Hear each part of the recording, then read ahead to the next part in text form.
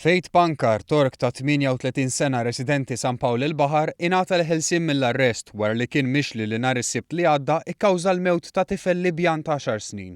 It-Tork li għandu passaport Malti kien mixli wkoll li saq il-vettura tiegħu b'mod perikolus u b'veloċità eċċessiva. Il-Maġistrat Claire Staffraġ Żammit ordnat lit-Tork biex ma jitlaqx mill-pajjiż, biex ma jkellimx lix-xhieda fil-każ u biex jiffirma l-assa tal-lokal kuljum minn barra s-Sibt u l-Ħadd. Il-prosekuzzjoni talbet ukoll għall-iskwalifika tal-liċenzja tas-sewqan.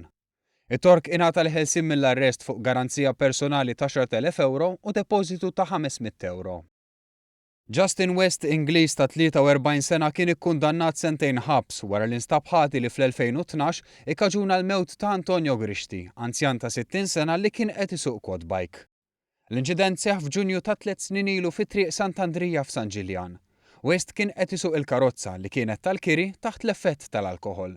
Minn barra s-sentenza ta' sentejn ħabs, il-Maġistrat Neville Camilleri sospendilu l-liċenzja għal 3 snin u ordnah iħallas kważi 2,000 euro fi spejjeż tal-qorti.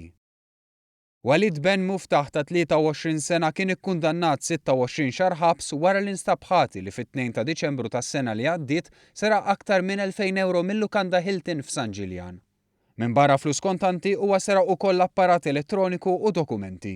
Huwa għamel dan waqt li kien taħt sentenza sospiża li kienet ingħatatlu f'Novembru tal-istess sena.